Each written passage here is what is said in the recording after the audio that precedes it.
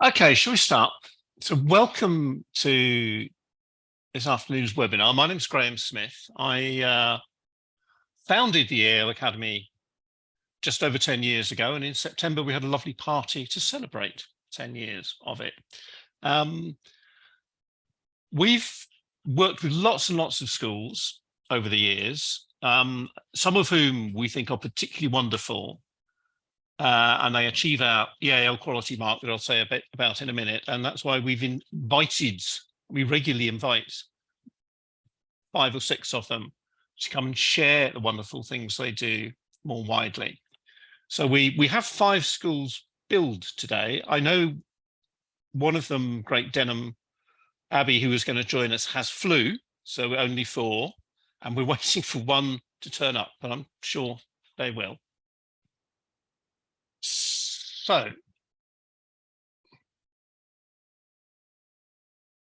the plan is, I'm just going to say a little bit about the EAL Quality Mark, and then the schools will talk about the Quality Mark and one aspect of their EAL expertise. We were originally planning to have all of the questions at the end, but our first schools presenters have to go on to, I think, a parents' event very shortly after they finish their presentation. So we might take questions for them straight away. So if you've got questions for our first school, please do put them in the chat as we go along, and then we can try and answer some of those as soon as they've finished their short presentation.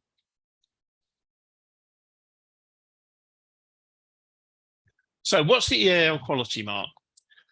Firstly, how did it start?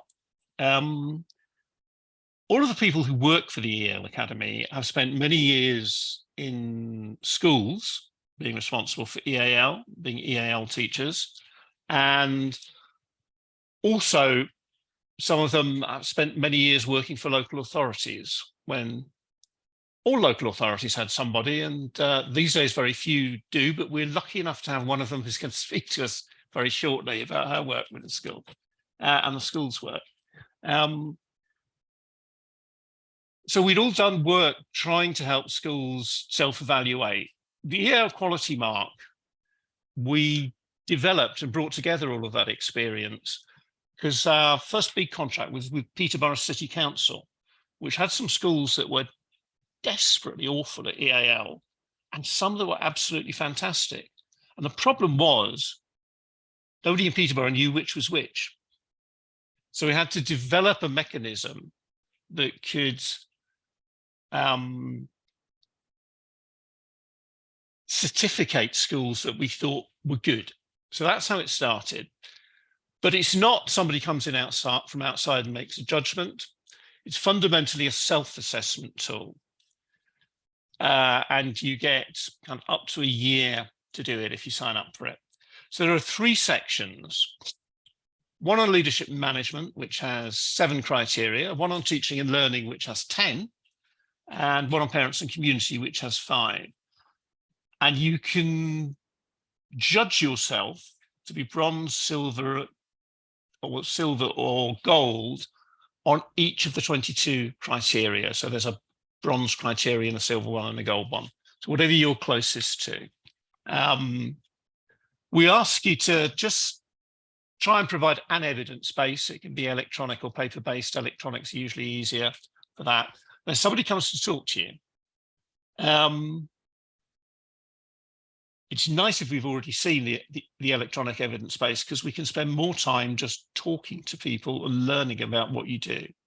So we talk to staff, we talk to parents, we talk to pupils, we go and look at what's happened in classrooms. We talk to you about your self-assessment and give you some feedback on what's next. The decision on the award, normally we wouldn't communicate to you until the day after, when we've just checked with colleagues. We send you a certificate. If you achieve any of these levels, we send you a logo, electronic logo that can go on your website. And we write about what schools that do very well do. All of the gold award winners and some of the silvers we try to write about. And then at some point, we ask you to come to one of these sessions and share the brilliant things that you do. So that's how the EAL Quality Mark works. I'm going to, in a minute, ask Nikki and Rosina to talk about Sydenham Primary School. Nikki actually now works for Warwickshire County Council, but she has a very long history with the school. It's been a part of its success. Sydenham was one of the first schools to get the EAL Quality Mark twice. We do run a slightly different version of it for reaccreditation now, but they were, I think, one of the first two to get the reaccreditation. So I'm now going to hand over to, I think it's Nikki, you're starting, aren't you? So I'm going to stop sharing. Thanks, Graham. And I'm hopefully going to share successfully.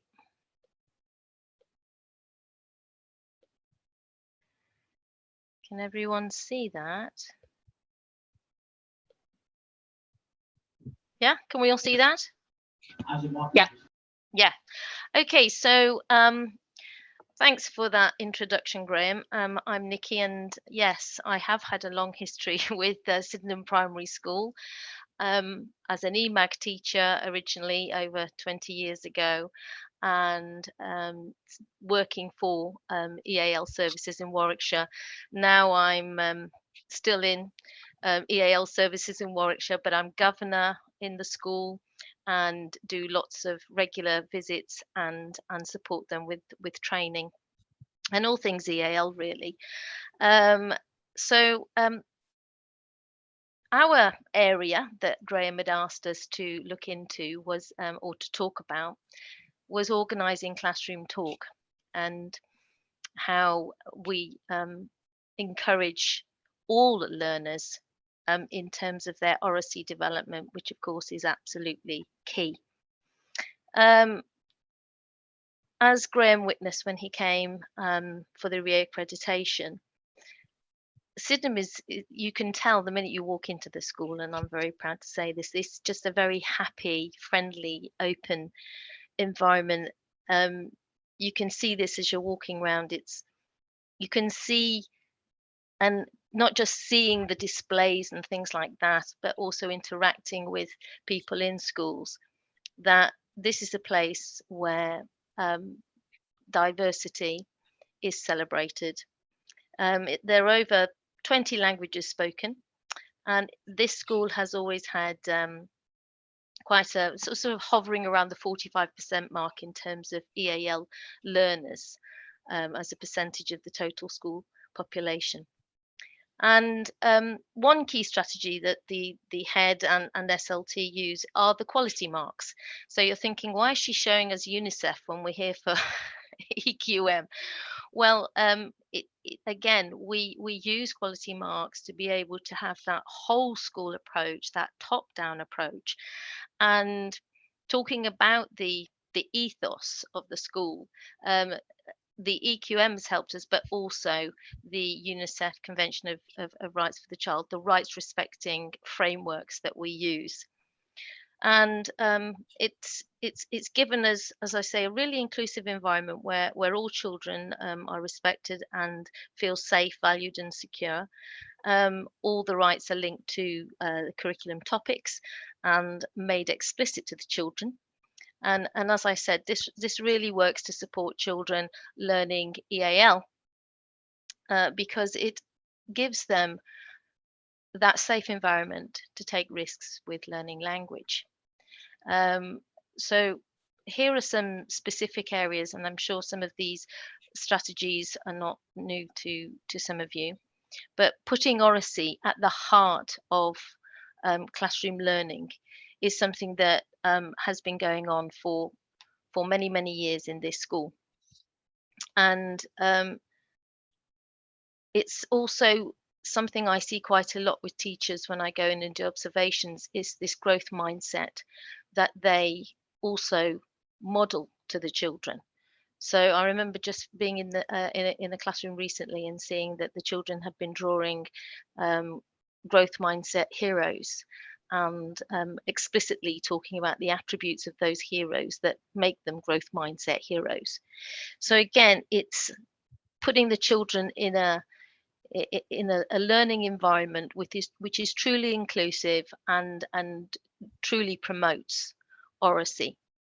So often we talk about collaborative activities when we're talking about EAL, how well they work. And of course, we've got a range. I think everybody here is possibly aware of the A to E codes that are used for EAL language proficiency. And so these collaborative activities are really thought at the planning stage, because they're activities that they're not just talking, they necessitate talk. So the children have to talk in order for them to achieve the task when they're working in a pair or in a group.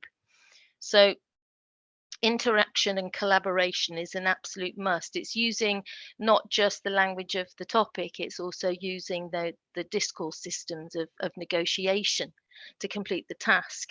But of course, there are a range of levels, and so you need to be thinking ahead, and teachers do in planning for what scaffolding resources, what visual are they going to use, what's speaking frames, what talking frames they might need to support the children at different degrees of proficiency to actually do those collaborative talk activities.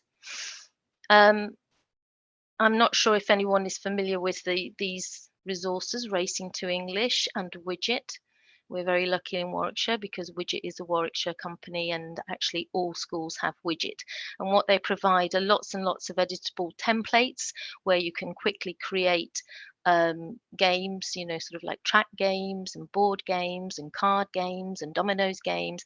And you can actually put visuals and keywords that are linked to the curriculum. So with those earlier A to B, those new to English, early acquisition, early developing competence children, they're included in particularly for when we're talking about new arrivals that come into the school, having that enhanced oral interaction with good model speakers is really key.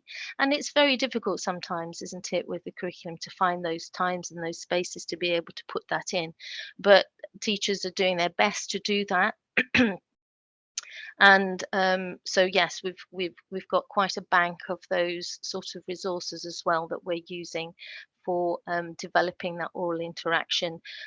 And it's also a very welcoming thing for particularly for new arrivals coming into the system, and having that opportunity to actually play simple low anxiety games in English, and it might be covering a curriculum topic word, or it might be just simply communicative English there.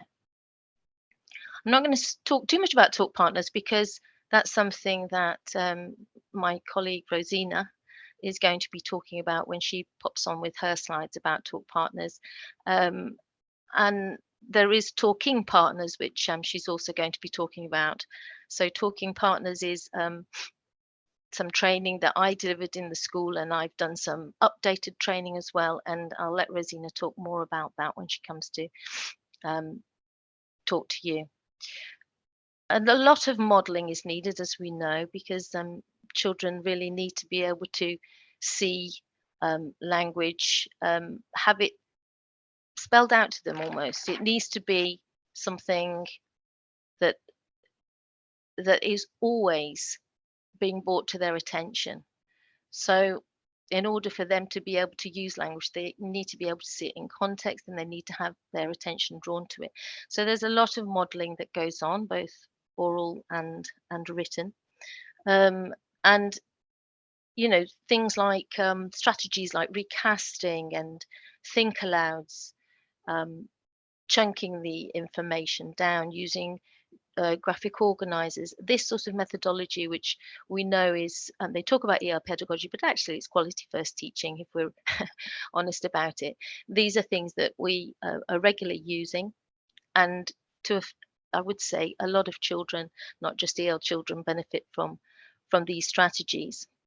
we're very lucky to have an EAL teacher who is able to deliver EAL interventions, one-to-ones and group interventions for targeted children who need specific support.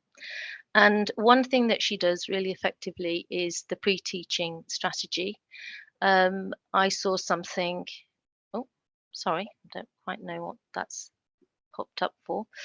I saw something recently when I was in there my last visit that she was working with a child from year 5, a Romanian child.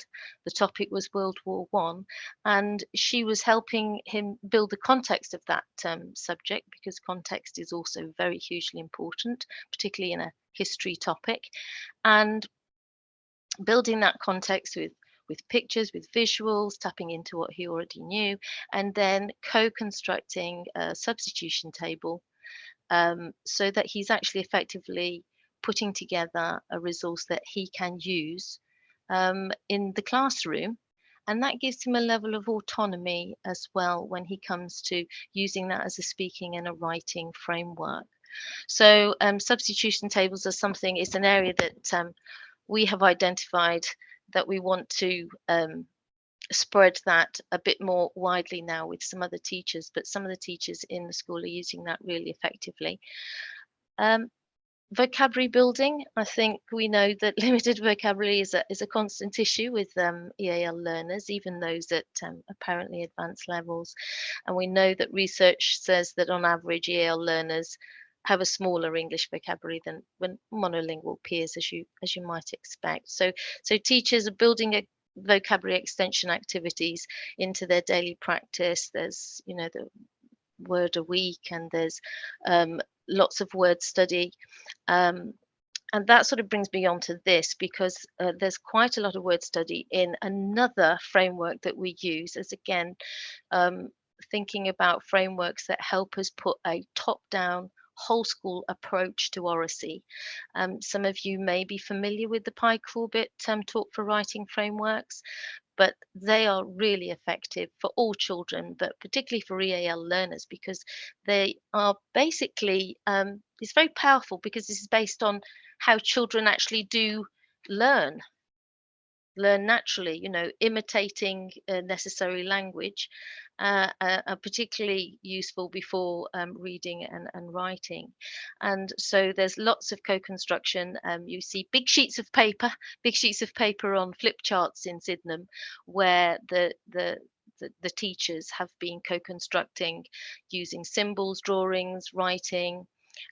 Rosina, I witnessed one of her lessons in the early years about based on the book The Zoo, and using the Talk for Writing framework methodology and approaches. It was amazing. So and the clearly I was there observing EAL new starters that had arrived in her class, and they were very easily able to engage because of all the realia, the real objects, the choral repetition, lots of modeling. And the beauty of it is, well, it's using real books. It's not using the cat sat on a mat kind of phonics, very dry and slightly odd context that you find in phonics books. So I know that we've got limited time. I'm happy to take questions, or shall we just move on now to Rosina? You've got a slide, Rosina, so I'm going to stop sharing mine. And thank you, Rosina. Can you? I'll share my screen now.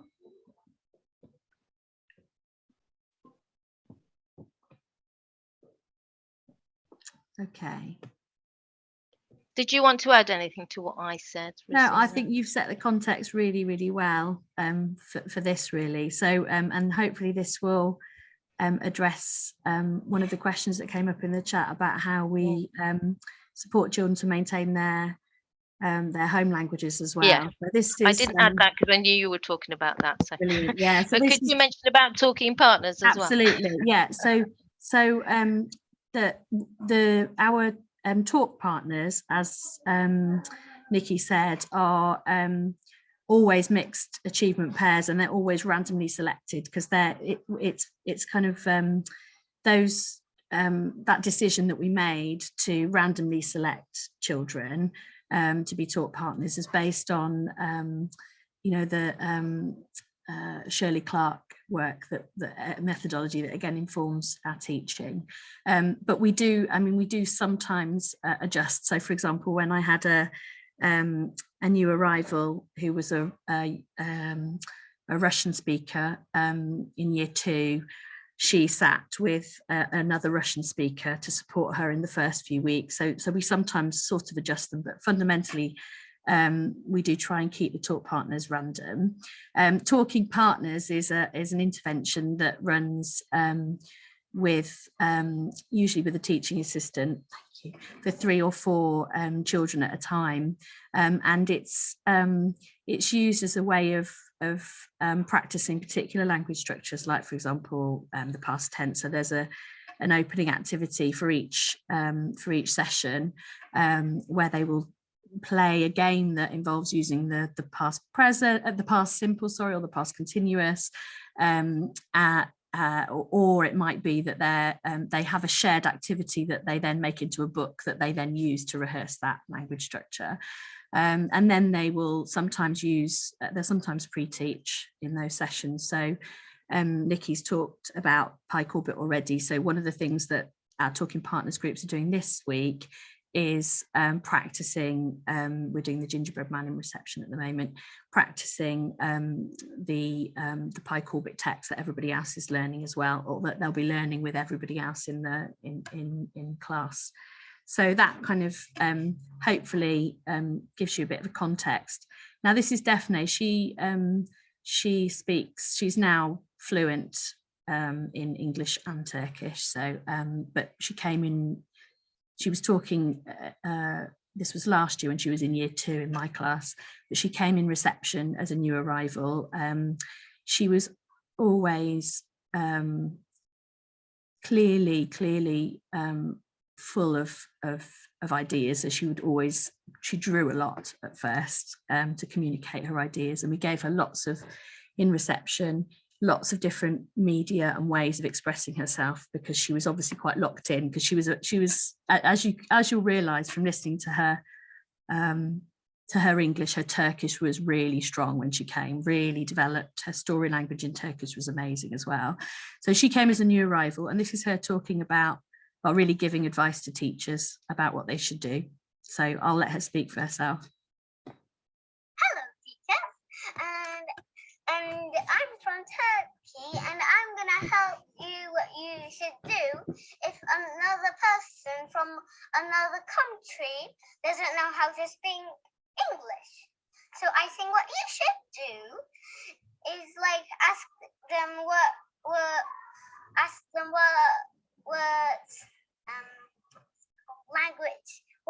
language they speak. So, and if there's a child or a teacher which speaks the same language, maybe you could send that child to that person, and maybe they could like understand what they're saying and teach them. And then when they like understand the language English, maybe they can just do anything on their own, like I was. So what helped you in reception to feel safe and secure when you couldn't speak that much English yet? So there was a safe thing, something very, very safe, that there were 2 people which spoke Turkish like I do, like Demir and his sister. And so one day I was very sad and I didn't know how to speak, so I just write, and I didn't know how to write, so they brought Demir's sister, and I spoke to her with my language, and she said everything in English to the teachers and me. So, and how else did you show your ideas? Because at the first, you didn't have the English to express them, you had the Turkish in your head. So how did you show your ideas to the teachers? languages? I think it was 4. Right, so drawing was really important to you, wasn't it? Yes, and that's why I only learned. And how have you become so fluent in English? What things have teachers done to help you? What have you done to help yourself? I've been sent to other teachers to help to speak English. I've been helped with my friends to comfort myself. And now I can talk English, right, which I'm doing right now. And how does it feel to be bilingual? Very, very, very, very, very, very, very, very, very good. And very, very, very, very, very, very exciting. Is there anything else you'd like to say about the teachers about what they should do? Don't like if there's no other,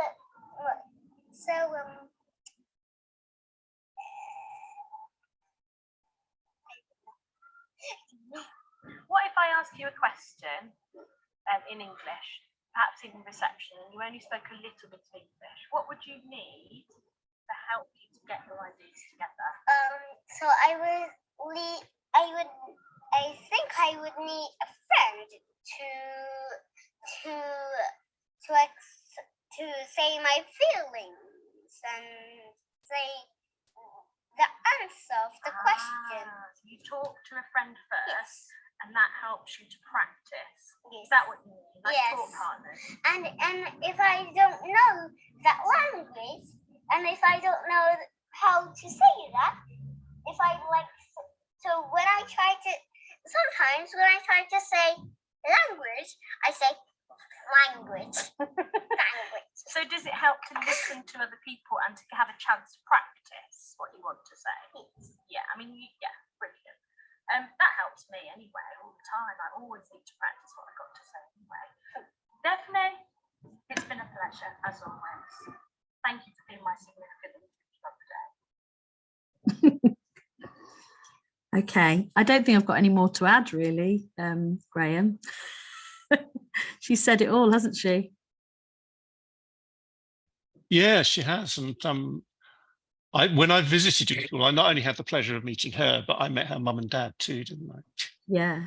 And they were so happy with the school. I think you probably have to go now, don't you?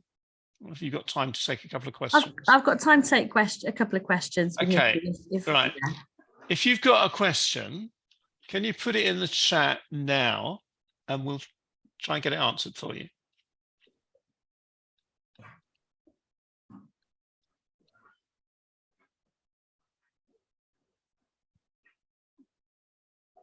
If you're mild to write.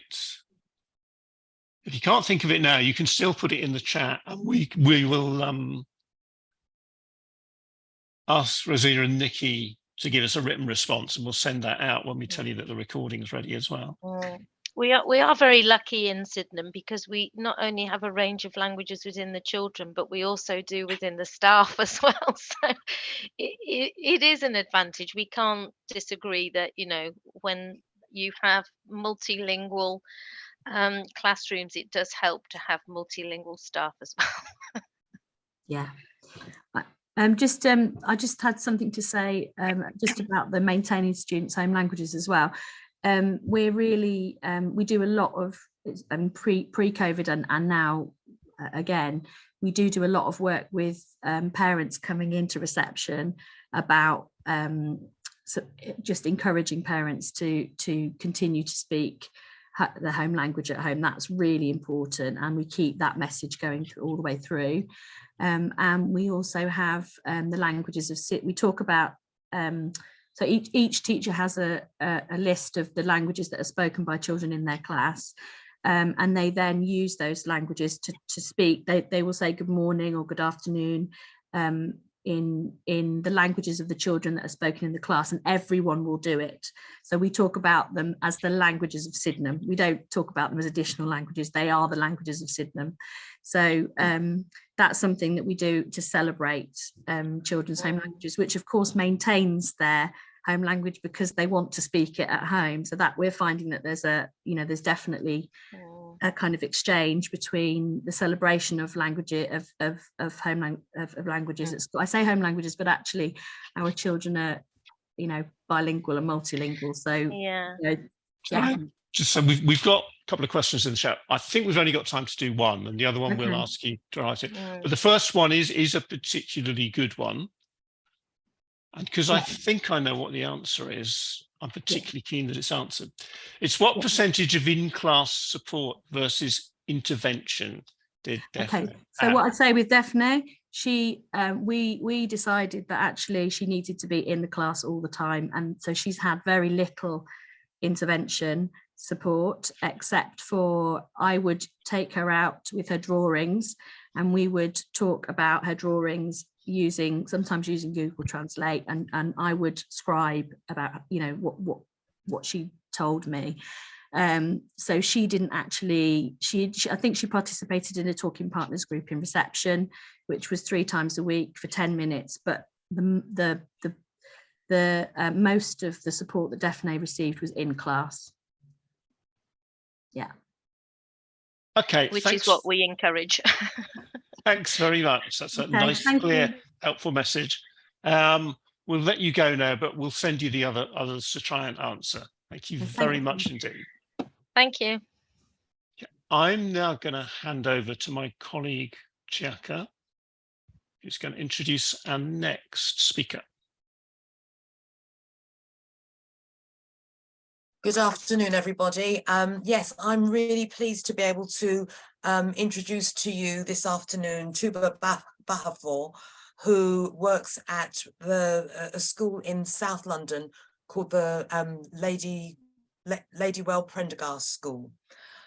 When I was in the school earlier this year, visiting Tuba and her team, I was really struck, first of all, by how tight her team was and how well they supported each other and picked up any issues that were ongoing as the children came in and said, whatever it was, you know, oh, miss, I've forgotten my bag, or I've lost my pen, or whatever, the way in which they supported each other.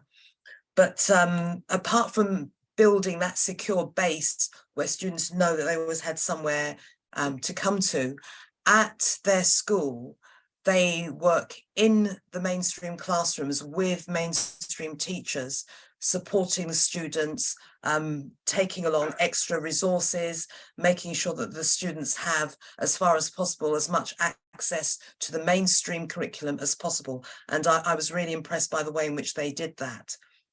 I was also struck by the fact that when Tuba and I were on a little learning walk, we went into a number of classrooms, a number of different subject areas, and several of the teachers that we saw were engaging in what I would call good EAL practice, in as much as they were also making sure that they were catering for children's language needs.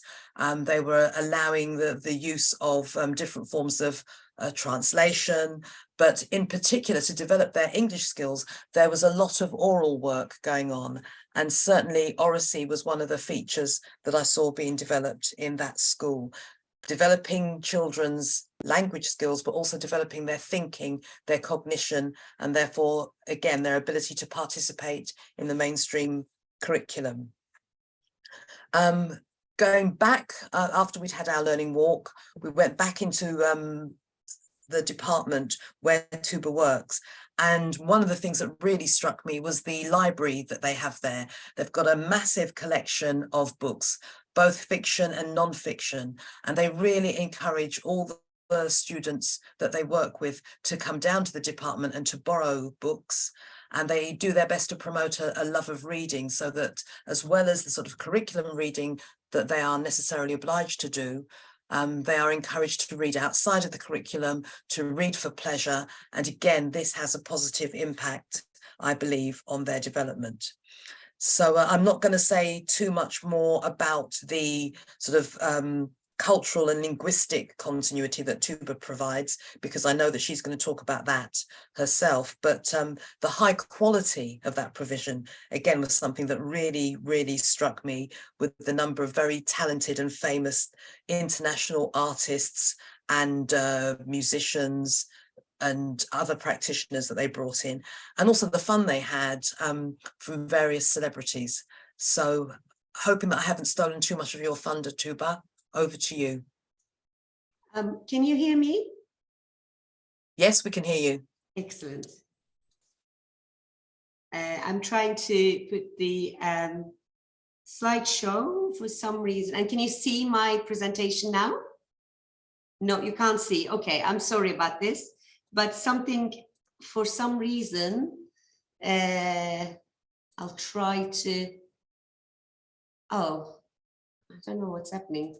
It just made my Zoom, okay, I don't know what's happening now.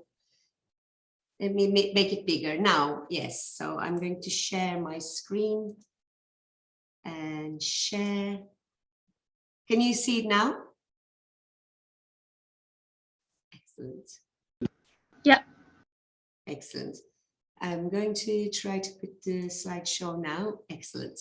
Okay, so before I start, good evening, everyone. Thank you very much, Graham, for this lovely mug that I have received it today. So thank you very much. And I'm drinking my tea from it now. Thank you.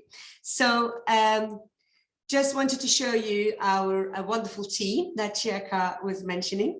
So as you can see, this is me. I'm actually, graduated from Istanbul University Business Studies, which had nothing to do with languages or linguism, but I have then done my PGC in MFL as a Turkish teacher. But then afterwards I switched to EAL, and at the time I had some courses through Islington Borough, and Graham was one of my teachers in there, came to do one of the 10 weeks courses, sessions. And the other EAL HLTA is Miss Bauhofer, who is English language and literature specialist. And she worked in SCN for 2 years. And therefore, I'm sorry, somebody is trying to get in. Sorry, Miss, I'm in the meeting. Thank you. Yeah, apologies, I'm still in school. So, and then our Romanian EAL LSA, Miss Dohi, who's been working in Romania as an EFL teacher. And then she's been with us for 4 years, and Miss Armes has joined recently. She's the Portuguese speaker, and she's done BA in international relations, and also MA. And so those are the languages that we speak. So why did we apply for this award? First of all, I wanted to verify and reward my team's extraordinary work, and also wanted to know the areas to develop, of course, because no one is perfect. And this is what we got from EAL Academy. So we have the EAL Quality Mark logo, which is at the moment on our website. And then this was our certificate. And this is the letter from Chiaka we received gladly, and as well as what she told about our lessons. She was also very pleased about our extracurricular activities in our school. And this, I wanted to give you some insight about the school. So with the primary, our school has got 1,280 students, and 945 of them on register identified their ethnic group as not white British. And you can look at the numbers. So we have 158 students, Black African students, 120 any other white background, 119 students are Black Caribbean, 94 students are white and Black Caribbean, and 82 students are any other mixed background. And as EAL, 522 students on register who reported their first language other than English. And 5 most languages, spoken languages are Spanish, Portuguese, French, Romanian, and Turkish. And we also have refugee students. And we have at the moment 13, and these are the year groups that we have them. And these students, majority of them come from Afghanistan. We have a student from Kuwait, and 2 students are from Ukraine. And this is how EAL in Prendergast Ladywell School works. So we attend all the interviews, mid-phase interviews. We are always there with the head of year, and we attend the interview. Then the next week on Tuesday, we have an induction hours, and then we meet and greet the students, and we take them in, we give them the initial assessment, we take them around the school, we find them a buddy, and then the rest of the day, they attend their classes. So there is no delay in them to get into their lessons and meeting with their teachers, apart from the 2 hours in the morning. Afterwards, after the initial assessment results, we're in Key Stage 3. If they are below EAL Step 2 and not literate in first language, they have in-class support, and they have Lexia literacy program. We also have Racing to Literacy program. They go there, they have that. And then if they are literate in first language, they have Key Stage 3 EAL induction program, 2 hours per week, and for 12 lessons, so it's about 3 months. And then they get another assessment, and then they go back to their classes. And in-class support in core subjects continue with that, in English, maths and science. If they are above EAL Step 2, by the way, we use NASI's EAL steps. Sorry, I forgot to explain that to you. So about EAL Step 2, we have partnership teaching, planning, and use of first language to support learning and in-class support. In Key Stage 4, below EAL Step 2, study support 3 hours per week, and entry and support through language clubs for GCSEs, languages in heritage, well, GCSE level in heritage languages, and in-class support continues. So how do we support and make our refugee students feel welcome? We have exactly the, academically, we follow our system. Pastorally, we do a lot more with them, of course. We attend meetings with students, refugee workers, and children protection officers to discuss students' issues and progress in the school. Our classroom door is always open to them, as Chiaka mentioned before. They can come when they need a quiet space. We attend workshops, webinars, and insights to learn how to support refugee students' well-being. I try to make connections with the role model in outside world to motivate them with a few personal, heartfelt messages directed at them. And we're always in communication with their parents, foster parents, and they're invited to EAL celebrations and those students. So we've done Refugee Week celebrations with them. They have created posters, wrote poems. We also took them actually to the Science Museum last Friday. And Muslim students have a prayer room, and if they have to do their wudus, then to have ablution, they are given the facilities as well.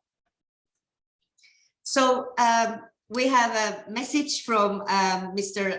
Mark Ruffalo here, and he was very kind. I wasn't expecting a video message, to be honest, but email. I thought he would just send me an email message, but instead he sent us this message.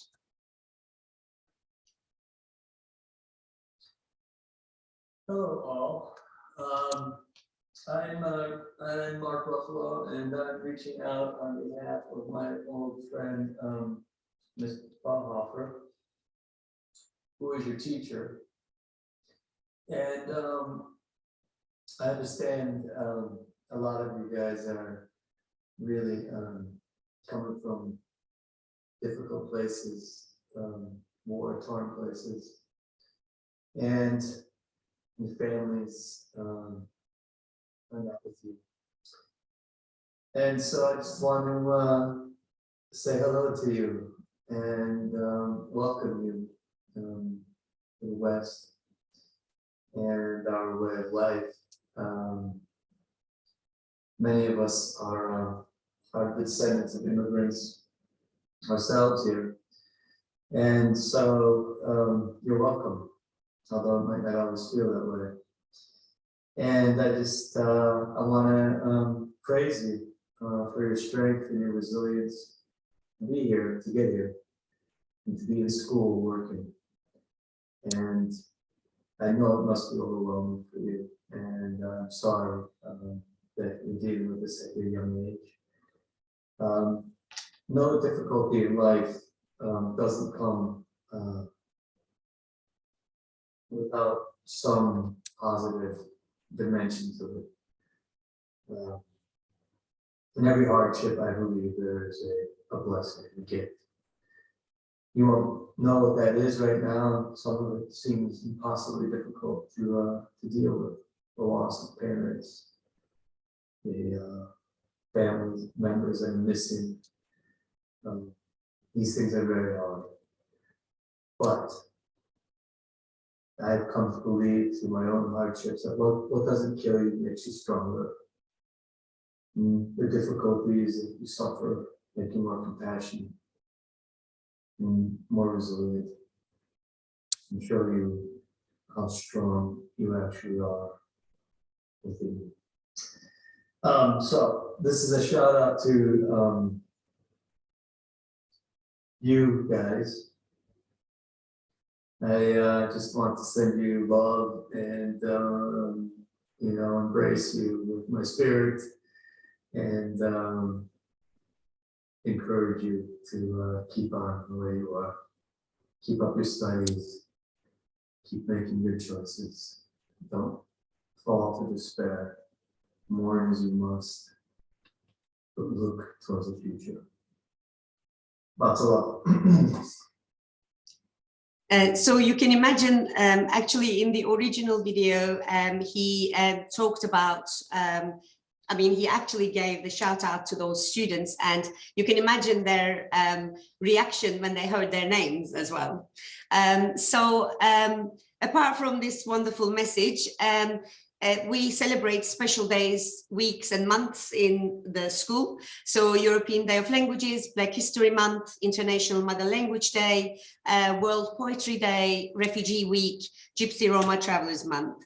And we believe these, you know, students gain a lot from these multicultural celebrations, and they get to know one another, and they have they become more tolerant and more welcoming to other students.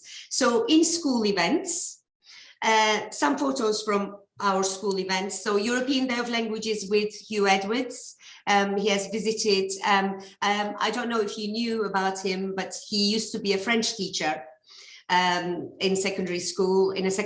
So we have collected all our French speakers, and he came in and ran a session with them, spoke about you know, the importance of languages and where they can use their language in England. Obviously in future. And we did World Poetry Day celebrations with the poet Anton Schwodzik. He came and ran a workshop, poetry workshop with our students. And we had a Skype interview with Baroness Meral Hussein Ece. Students learned about UK's political system and how things work in House of Lords. Refugee Week celebrations. Yes, sorry. Really sorry to interrupt you, but because we are running a little bit short of time, Okay. I know you've got so much more that you want to say about the brilliant work you do, and indeed some of the other things that I saw when I was there. But if I could maybe ask you to sum up what you think are the very best parts of your job, could I ask you that? Well, obviously, I have already done that, in my opinion. So I've spoken about, you know, the extracurricular activities that we do, and they have been great for our students. And also we've been doing the induction sessions, and students are making accelerated progress when they finish the Key Stage 3 induction program. And in Key Stage 4, with the options, students are making great progress in their GCSE English language exams as well. So these are the best parts of the job that we're doing at the moment as a team. So just wanted to sum up like this. Is that okay? Or would you like me to? Yeah. That's brilliant. That's brilliant. And I want to add just one thing that you were probably too shy to say, which is the number of times when, as we were walking around your school, the children would stop me and say, "Oh, Miss, are you here to see my teacher?"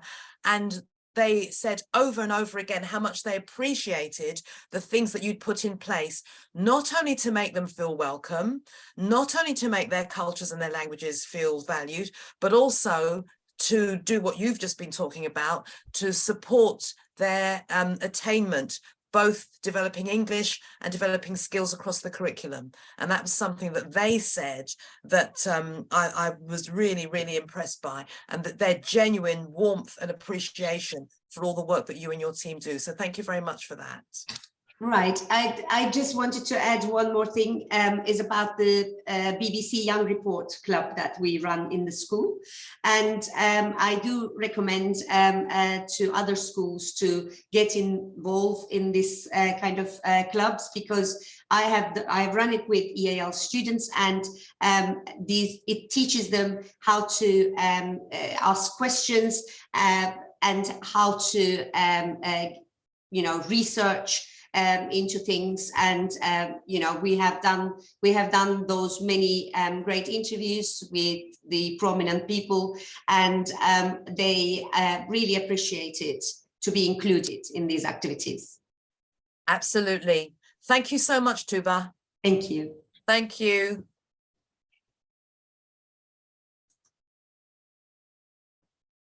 Okay. If you can stop screen sharing, Tuba, have you stopped? I did, yes. Me? Okay, great. Thank you very much for that. There is a really slightly surprising that there is a direct connection between what you have said and the British school in Ukraine, which is the next school. You talked about a course you'd done a long time ago with me and others, which I think most people might well know as LILAC, Language and Learning Across the Curriculum, ESL in Mainstream Classrooms, I think is the full title. Stephen Morris from the British International School in Ukraine is going to talk about one of the things that really improved their provision was the new version of that course, Teaching English in Multilingual Classrooms, which he refers to as TEMS mostly throughout this short bit of video we're going to show you. I have to say, if anybody's interested in that course, get in touch with us. We can tell you more about it. We can come and do it for you in your school. We can possibly even train you to be a tutor in it, because we're working closely with Lexis Ed, the people behind it. So I now need to find my way to Stephen's video.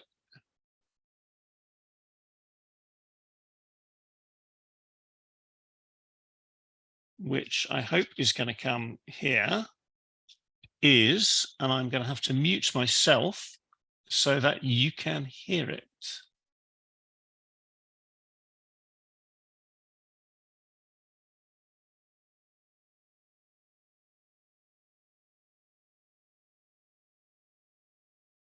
I'm Stephen Morris. I was the head of EAL at the British International School, Ukraine, until June of this academic year. I'd worked there for 3 years before having to leave. And in my role, I was responsible for 3 campuses across 2 cities, ranging from EYFS to Key Stage 5. So in terms of our students, 95% were first language Ukrainian or Russian, with the remaining students either second language English speakers from different countries or first language English speakers.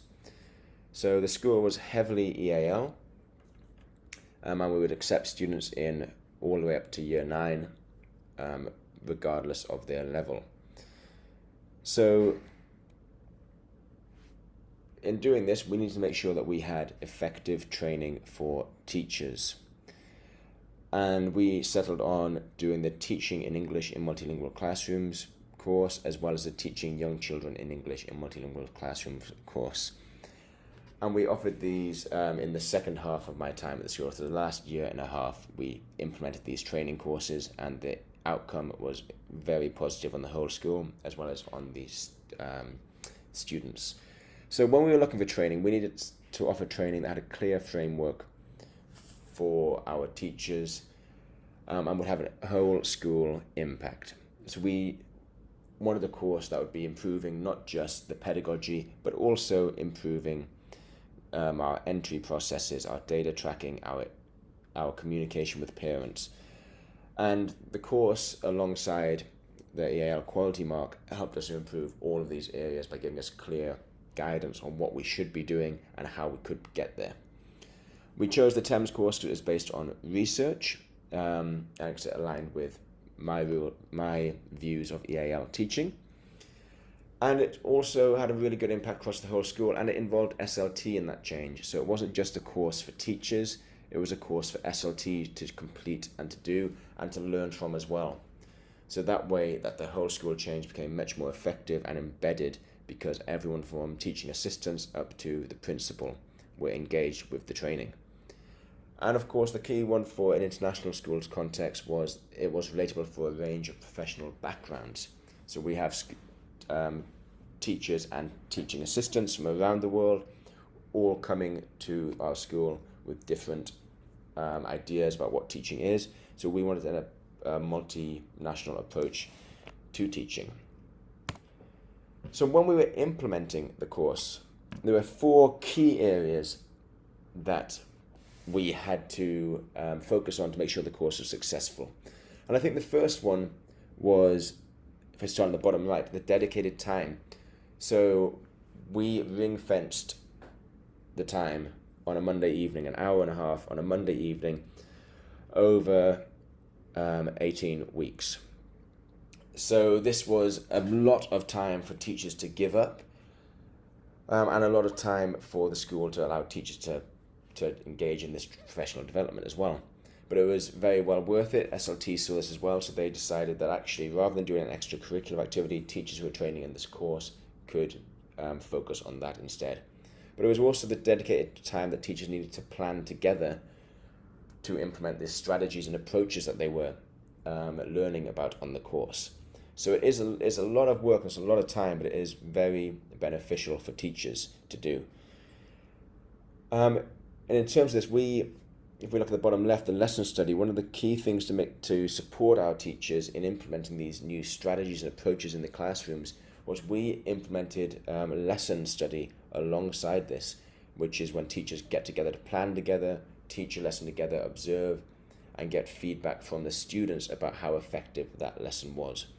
And then teachers were able to take this and share that knowledge with their department and with the wider school afterwards. So it was a really supportive way of taking what they were learning on the course and implementing it in a situation where there was much less pressure because a group of teachers had planned something together. Another key area was the SLT support for change. So SLT had to acknowledge that change was needed, and that the teachers could support with making this change. And then finally, the adapting to the context. So we ran the course for the last year and a half I was there, and we managed to do 4 cohorts over the time. And through that time, the material in the course was adapted each time as we fine-tuned it for the context that we were teaching in and students were learning in. So the 4th course, I'd say, looked quite different to the first iteration of the course. But this adaptation was really beneficial and important, and myself as a trainer on the course benefited from it as well, because I could then adapt it to our school's systems and approaches. So these 4 key areas, getting these 4 key areas right, it really helped then with the whole smooth rollout of the course, which then obviously had a much wider impact on the school. So one of the difficulties I'm now facing is that I don't have access to any of the data or knowledge because of having to leave Ukraine at that particular time.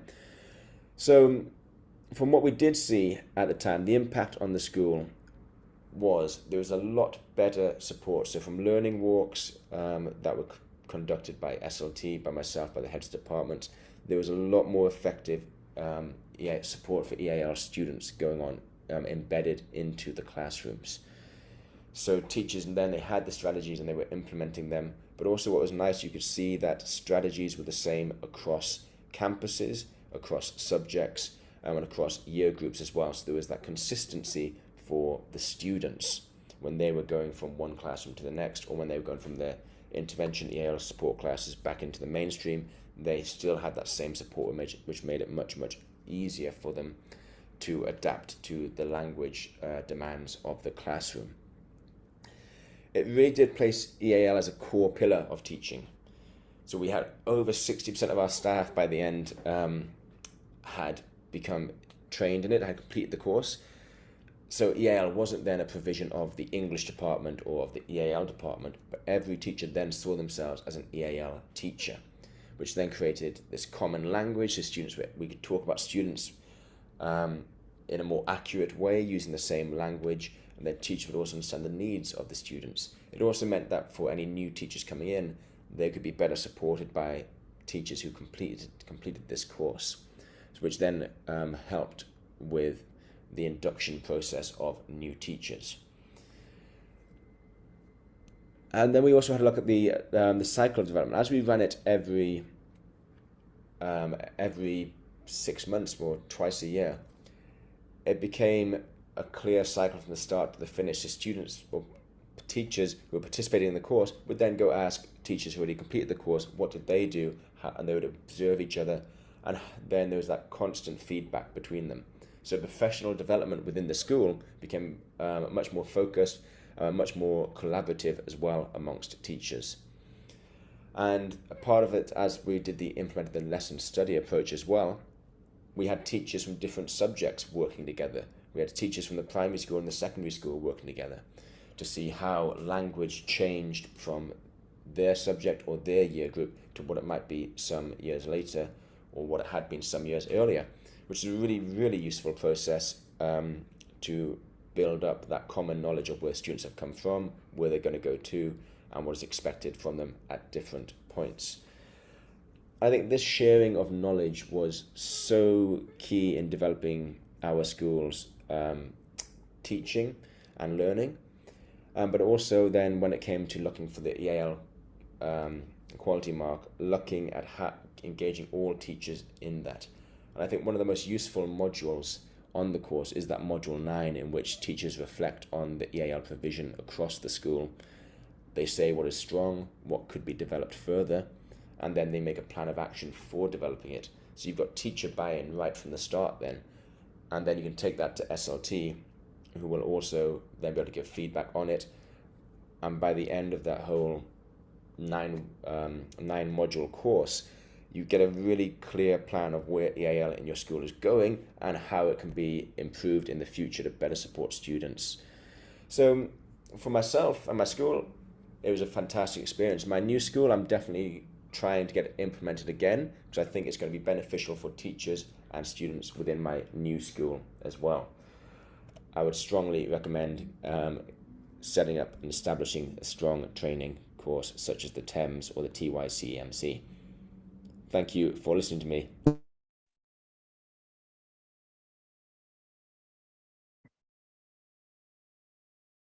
Thank you very much, Stephen. So the reason Stephen couldn't join us is that he's moved on from the British International School Ukraine to a school in Hong Kong, where it's just after 1 o'clock in the morning.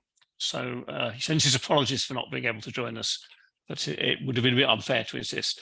So that takes us on to our final school. And I'm delighted to introduce Susan O'Hagan, who I met in June at Westgate Hill Primary School in Newcastle. I've worked in the EAL world for 35 years. I've seen lots of wonderful things, and it's a joy when you go into a school and you see something that you've not actually seen before that works beautifully. One of the things Susan is going to talk about is the green screen, which they use there. She's also going to tell us a bit about some of their work with Roma pupils. So over to you, Susan.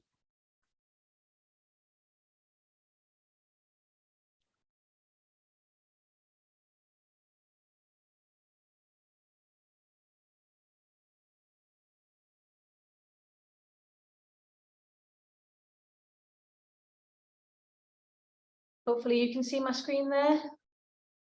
Yeah.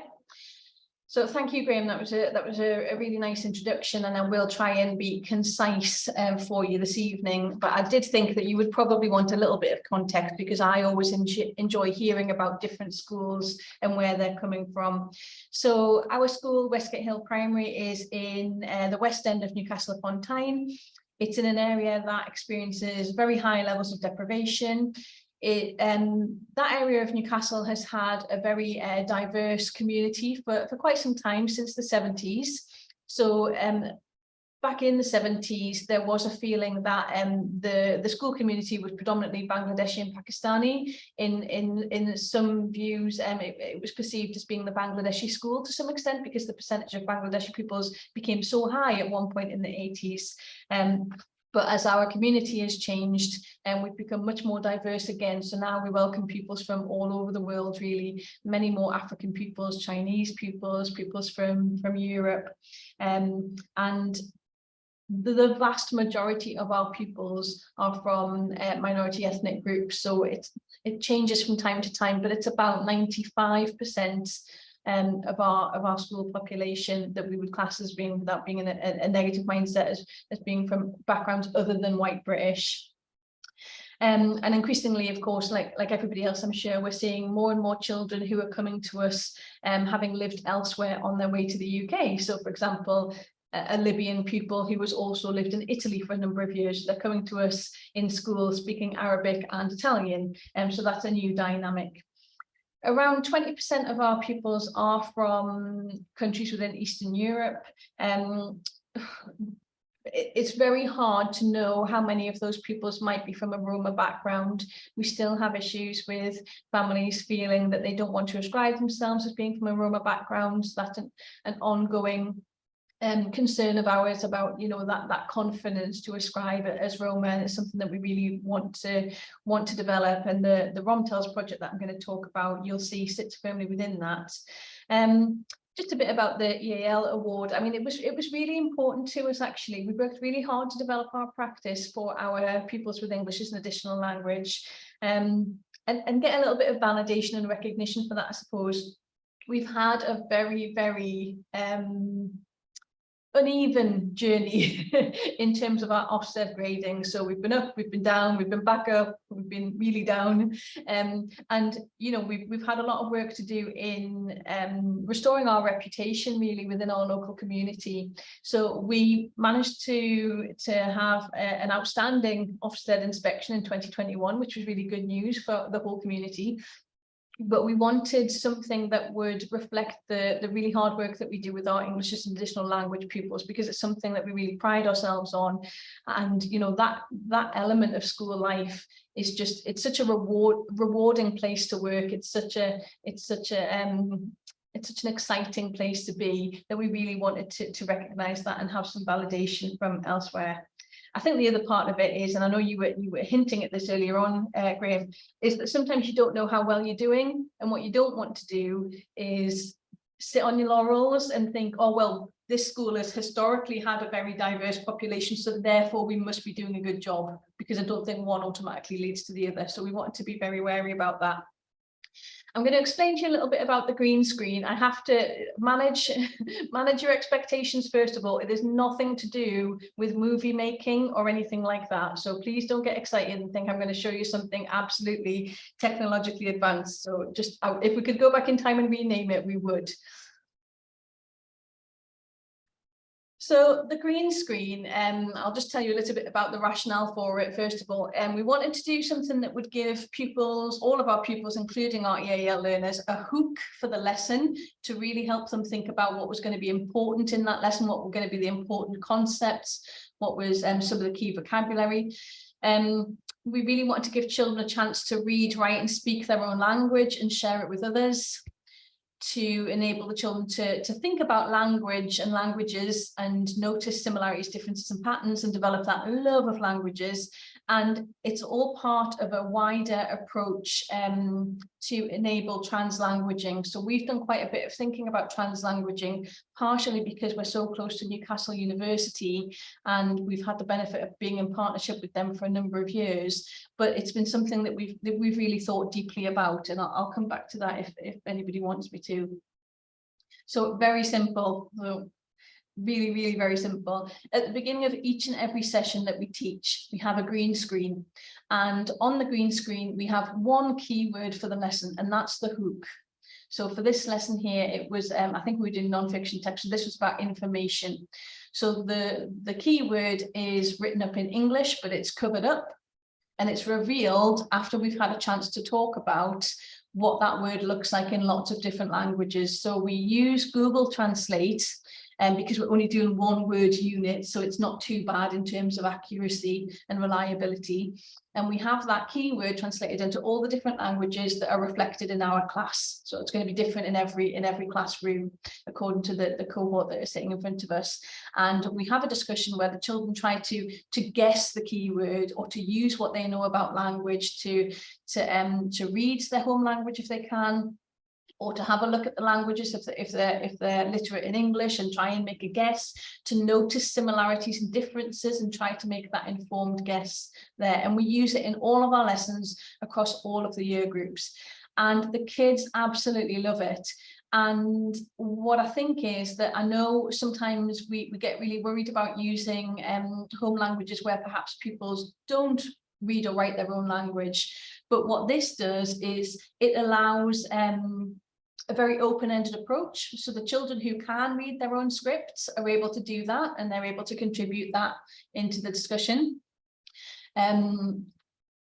The class teacher can prompt and say, oh, do you know what this word is in your language? So we've heard from somebody it's this, or now we know the English word. Are you able to tell us what that word is in your home language? So we can use the spoken language rather than the written form if needs be. But for pupils who don't read or write their home language, or actually who are finding it a little bit tricky to make connections with their home language because maybe they're not speaking it as often as they have been previously, it's really nice to just acknowledge their home language and say, oh, look, here's the Latvian. I knew you would like that. I've put Latvian on here for you. And just that sense of being thought about and included makes a huge difference to the children. So we find it's quite open-ended, but quite inclusive. The children really get excited about it. We have a brief conversation and then the lesson begins. I think when I've seen this used with perhaps less experienced teachers, it can focus on, well, what is the word? Can we find out what the word is? What's the investigation? Let's just get to the word. But with the most skilled teachers, it's really an appreciation of language, and there's a lot of work that goes on to thinking about, oh, let's look at it in this, let's look at it in the Slovak here, look how similar it is to the Czech. Oh, what does that tell us? Does that give us any clues? And so it can be really quite deep learning. So that's the green screen. And then I'm just going to move on to talk to you about the RomTels project, which is something huge, a huge piece of research that was carried out by Newcastle University across 4 European countries. And I think it took place over about 2.5 years, so absolutely massive. But we were lucky enough to be the UK partner for the RomTels project. And so what I'm going to try and do is just tell you what our takeaways from that project were. So the idea of the project was to increase engagement and ultimately progress and attainment for pupils from Roma backgrounds across those 4 countries by thinking about pedagogies for learning, and translanguaging was one of those pedagogies. So as you probably know already, translanguaging is just encouraging and enabling children to use their whole repertoire of languages to make decisions about how they how they communicate and how they learn. So in a learning scenario, you might get children speaking in their home language, switching backwards and forwards between home language and English, but really making conscious decisions about what's going to best support them. So the project in Newcastle was based on an immersion space. So I've just put a little picture here. It might not be the best picture for you to see. So there was an interactive table in the middle of the space, and then on all 4 walls, there were interactive whiteboards and blackout curtains, so that when the children went into this space, it really felt like they were being immersed in the scenario. And we planned a range of learning inquiries based on our national curriculum topics, because the idea was that it wasn't something that sat outside the curriculum, it sat within the curriculum.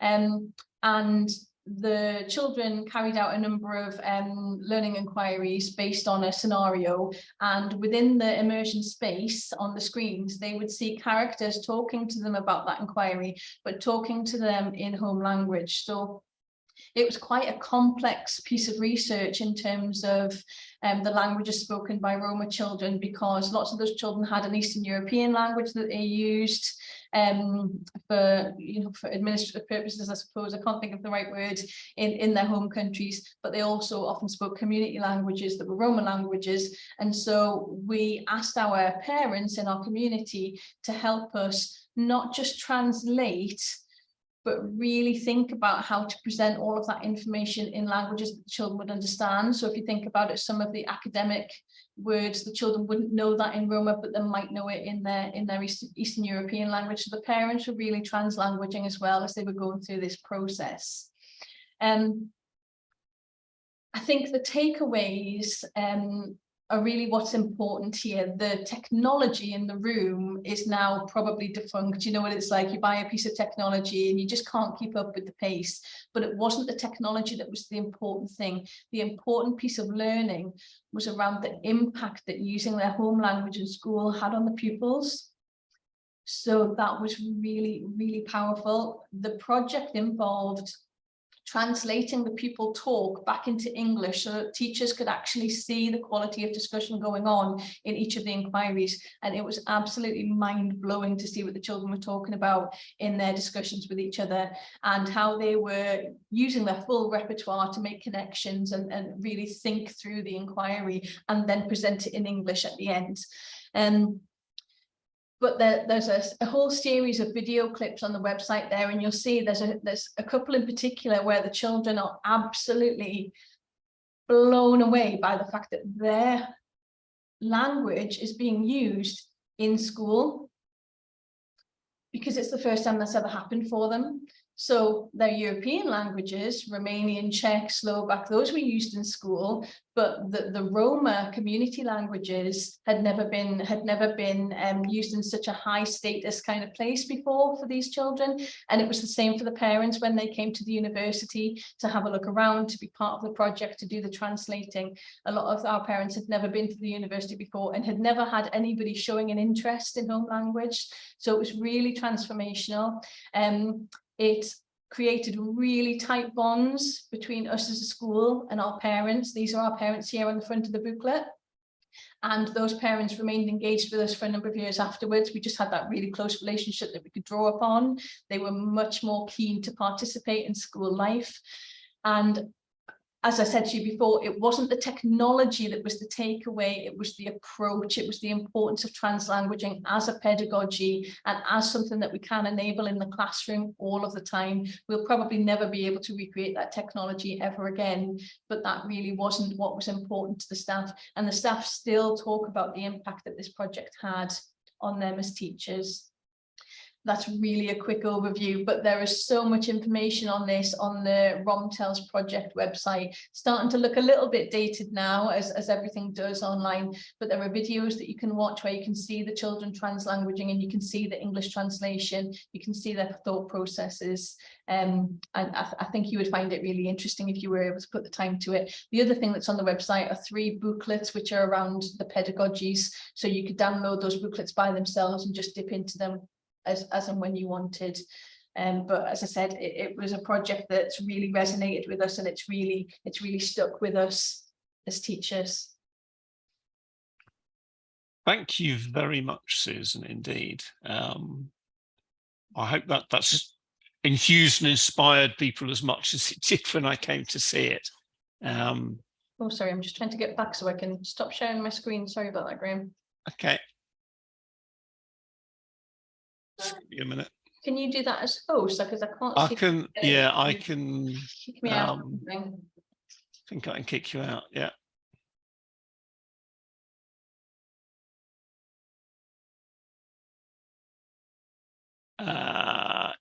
You still seem to be there, although I've thrown you out. Oh, I can Make your case. stop share. There we go. Okay, great. Okay, thanks very much. Okay, we have got about 8 minutes left. If someone has a question for Tuba or Susan, now is the time to ask it.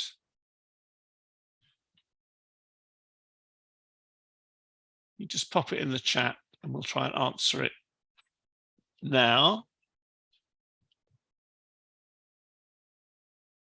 I know we've had a few apologies from people who've left.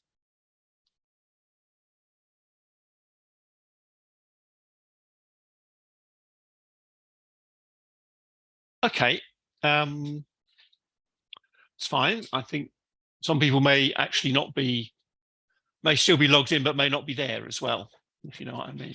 So I'd just like to say thank you very much to all of our speakers today, particularly because what they've managed to do is just give us a big range of different things. Sometimes at these events, people go over the same stuff from slightly different angles, but we've tried to organize this so that you get a range of different people coming at EAL from very different angles. So I'd like to say a big thank you to all of them. To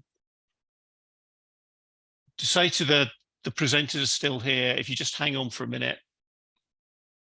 Unfortunately, I can't offer you a glass of wine or a cup of tea because we're not in a room together, but it will be a kind of virtual glass of wine or a cup of tea.